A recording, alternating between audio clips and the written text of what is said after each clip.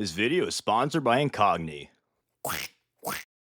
Hi friends, it's Halloween, so we're talking about the spookiest, the scariest, and perhaps the most evilest space marines of them all. Known for their iconic terror tactics, crimes against humanity, and general insanity, these crazy fellas are one of the coolest, if not the coolest, traitor space marine legions around, and they're one of the few true renegade marines. That's right, today we're talking about the Night Lords.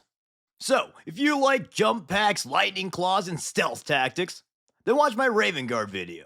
But if you like those things and cute little batwing helmets as well, then this is the Legion for you. And if you don't, well, you better start hiding, cause the Night Haunter might have a few words for you.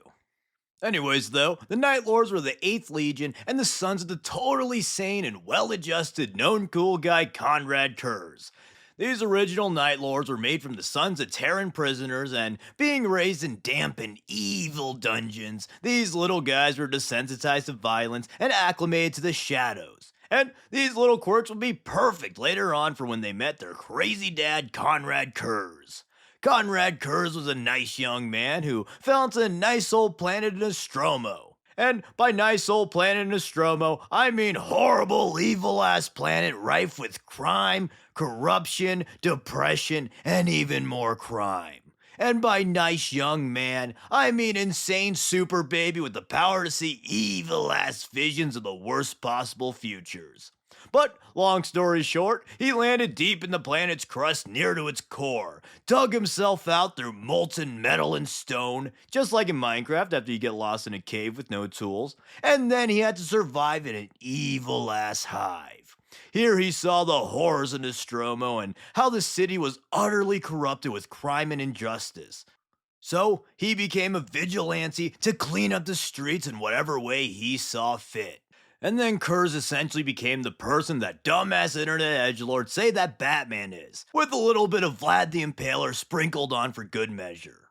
For any crime, no matter how big or small, Kurz would brutally murder and desecrate the transgressor as a display to others so that they would learn to fear him. He soon earned the moniker the Night Haunter, as the Nostromans told tales of the monster that haunted the streets and brutally murdered criminals. Then, beyond the street thugs, Kurz would eventually hunt down the corrupt politicians and elites who he figured were causing even more injustice than the run-of-the-mill purse-snatching common crook. And eventually, the Night Haunter's terror campaigns would force the inhabitants of Nostromo Quintus to be subservient, honest, and efficient civilians, lest they be made an example of by the Night Haunter. And due to this, Night Haunter was made king of the hive, and legends of his atrocities reached other hives and compelled them to also fall into line. And interestingly enough, Night Haunter was a pretty well-liked and fair ruler.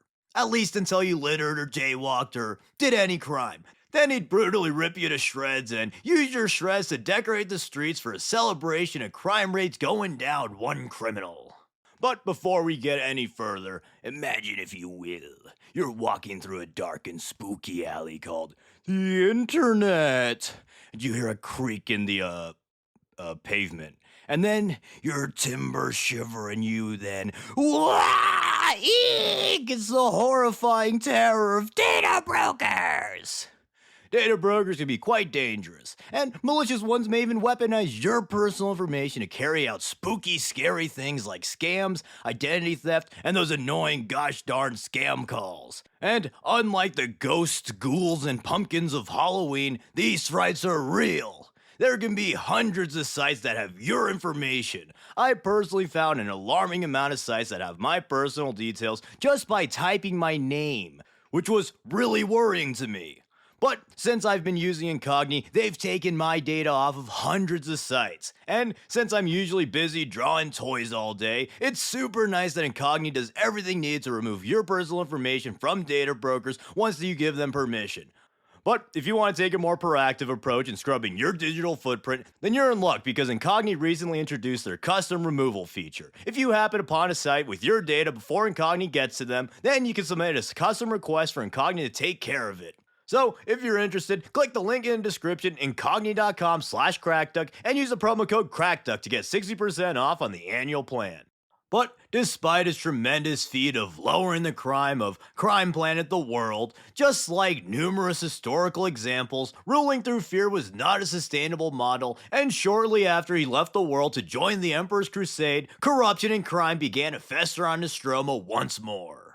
But anyways, after leaving his home, Kurz would meet his sons and instill his sense of justice and his terror tactics into them. And luckily his sons are very receptive to their father's words and would incorporate Kurz's vigilante terror strategies into their combat doctrines.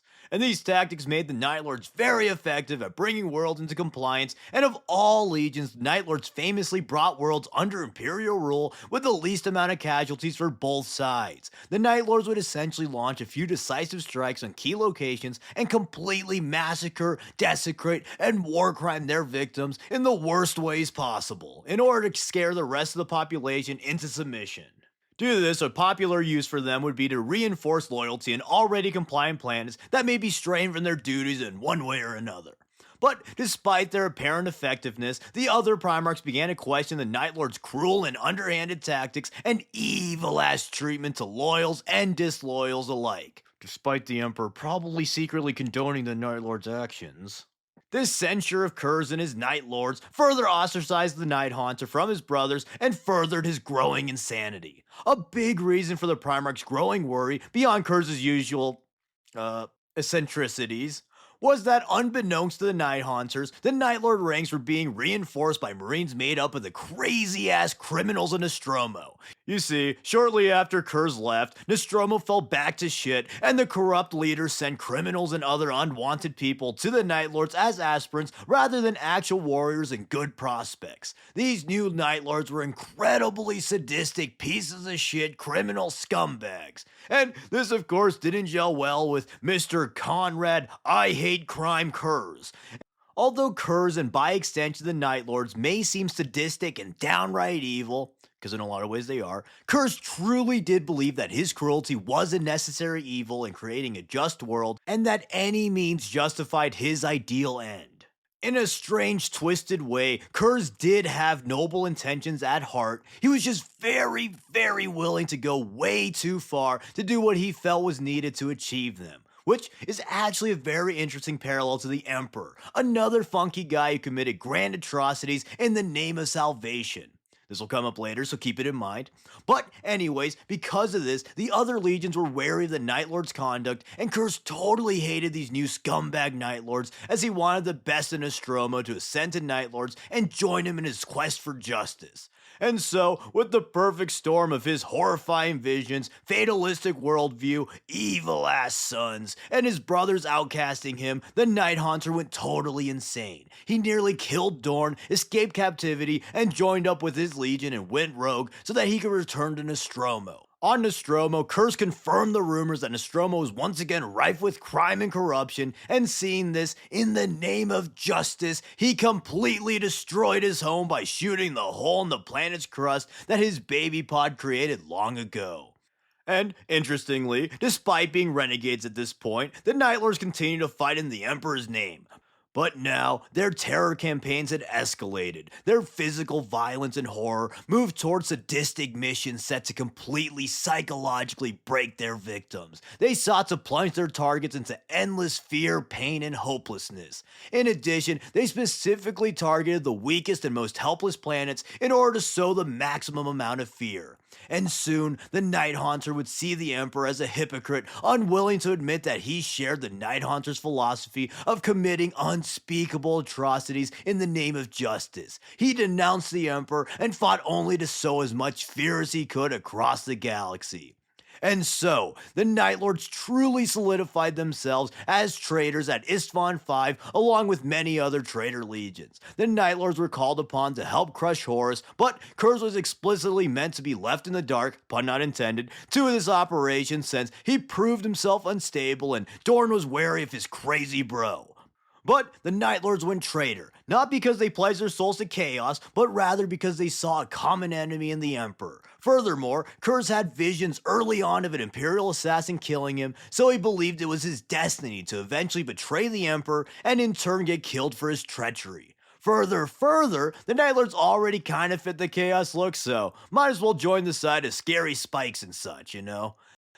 And as renegades, the Night Lords basically did the same thing as they were doing before, except this time against Imperials. Well, even more against Imperials. And notably, the Night Lords are basically the only true renegades as they turned against the Imperium for their own reasons and were largely apathetic to chaos, if not outright against chaos worship. And in general, the Night Lords remain this way to their present setting, which, to me, makes them one of the most interesting traitor legions as I love non-chaos renegades. But anyways, Horus Heresy happened, they fight, yada yada, fight some Dark Angels, etc., etc. Then post-heresy, Curse famously did a little suicide by assassin in order to vindicate his twisted ideals of justice and prove that his visions were truly destiny. And honestly, I always thought this was kind of dumb. I do truly believe that Curse is one of the most interesting Primarchs, but this moment always felt incredibly stupid to me. Curse claims the Emperor sending an assassin to punish him for his treachery and wrongdoings proves that Curse's actions were justified since he too was only punishing people for doing wrong. However, I think there's quite a large gap between torturing and brutally murdering a chick for the crime of attempting suicide and punishing one of the arch traitors who played a big part in bringing the Imperium to ruin, as well as committing innumerable atrocities across the galaxy. So, I don't know about that one, Kurz. And the other interpretation that some people believe of him doing this to vindicate his fatalistic worldview is even stupider. It's like saying, oh yeah, I could totally see the future. I trip and fall on my face tomorrow. And then tying your shoelaces together, tossing a banana peel, and chugging trip and fall juice to show how cool and right you are. Yeah, I guess you're right. Oh yeah, but it's also a Heart of Darkness Apocalypse Now reference, so I guess that's cool, and that one makes sense, at least. But I don't know. If someone more well versed in Kurz lore wants to try and explain it further to me, I'd happily admit that I'm a dum dum. It's also why I want to read some more Kurz books before I make his video. But regardless, after Kurz's death, the Night Lords were somewhat aimless and broke into disparate war bands who kinda just did whatever they wanted. And usually that meant the usual killing, raiding, and war criming. And then, despite their general scorn of faith of all kinds, some Night Lords actually did pledge themselves to Chaos Undivided and are able to wield great power. And even more Night Lords than that have brought alongside Chaos Legions, as typically Chaos campaigns present convenient opportunities to sow terror across the galaxy. So with that, let's discuss their combat doctrines a little bit more. On the face of it, Night Lords are actually one of the weakest legions when it comes to direct combat. However, they almost never put themselves in direct combat as their doctrines focus on creating fear and disarray in the enemy ranks so that they can stealthily pick off the weakened foes. Furthermore, the Night Lords almost never engage enemies that they believe have a chance of defeating them. Rather, they specifically pick targets that are weak and easily frightened. Some would call this cowardice.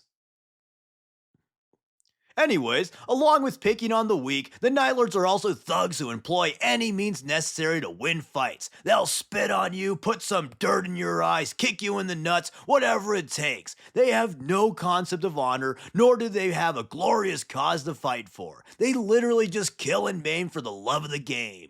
But none of this to say they're slouches in combat. They still are Space Marines at the end of the day, and many Night Lords are very skilled duelists. But beyond that, they work very well as ambush shock troops. They famously utilize a ton of raptors, blasting themselves into enemy formations and tearing all who stands in their way to shreds, which is badass. I love any legion who heavily utilizes jump pack marines. It's one of the coolest pieces of war gear and never ceases to create cool imagery.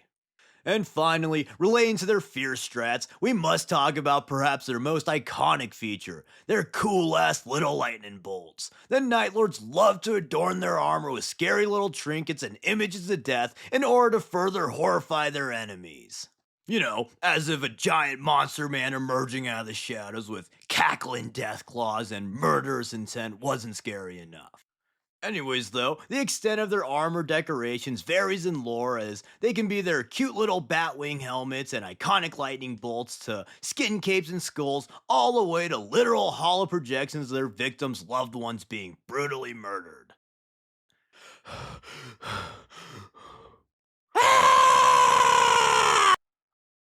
But finally, let's quickly go over their gene seed and recruitment.